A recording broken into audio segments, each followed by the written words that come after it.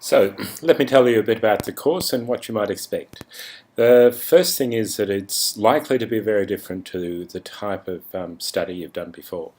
We're working with practice-based research methods, which imply that by doing the work and observing and reflecting, you'll be able to understand personally what the changes are that are going on within the new media spaces.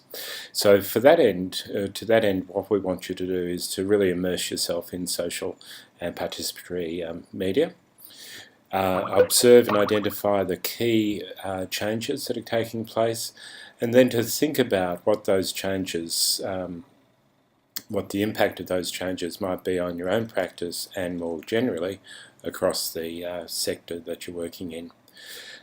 We've got a number of ways that we'll do that, but that will largely be a matter of joining the proprietary social media platforms such as Twitter, using your blog regularly, and looking at a whole range of other new and innovative media platforms that are coming online constantly. Now, the first thing though that I'd like to point out is that the significant difference, I guess, about this course is that it's actually running in the public space. It's not behind closed doors. So you'll see above me here on the navigation pane a section that talks about privacy. And this is quite important to understand right at the outset and to make a decision in your own favour. The course necessarily has to be in public, simply because that's where the social media operates. That means that everything that you publish on your blog or on Twitter becomes something that appears in the public space.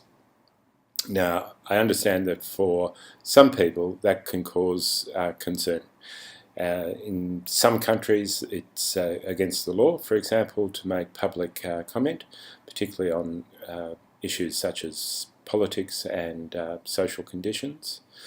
For other people it is a matter of their professional reputation. Some don't like to be identified with personal comments or comments even about the course. There's a couple of ways that you can go about that. One is to establish fake accounts and use a false name on your publications.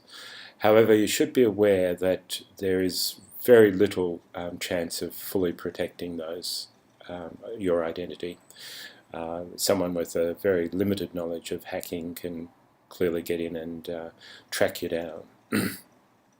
The second way is to establish an identity and a persona where you're making comments within the public, but you're not making comments about public issues. So you're not making a contentious opinion, rather you're simply reporting on the type of study you're going through. So that's probably a better option. But if neither of those appeal to you, then I think it's very important that you consider whether this is the course for you. If you want to discuss that more fully, please send me an email at marius.foley@rmit.edu.au. Now, if we stay on the blog for a little longer, you'll see also across the navigation pane assessments. I'll talk about those assessment points in a subsequent clip. You'll also find format, which will give you a bit of a sense of how the projects interact and will run across the semester. Schedule adds to that and gives a reasonably clear view of what's going on. And then you'll find both activities and workshops.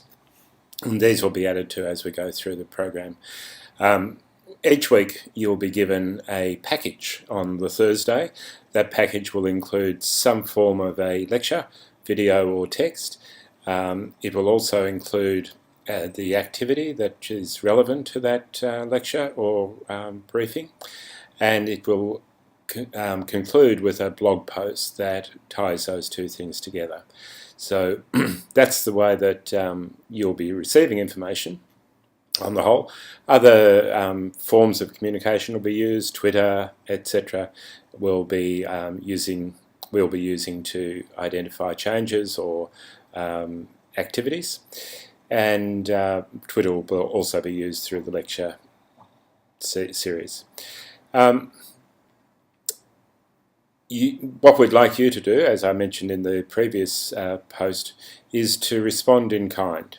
So to give us a bit of a sense of your response to the lecture using your blog and on Twitter. Doing that live is really useful.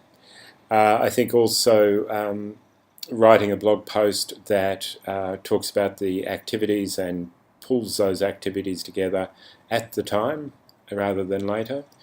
And then finally wrapping up your weekly exercises. So we're looking at the Thursday, as I've said, to come together around all of those things. We will respond where we can on the Thursday, and we'll catch you on Twitter and on your blogs. Please remember to send me a link to your blog.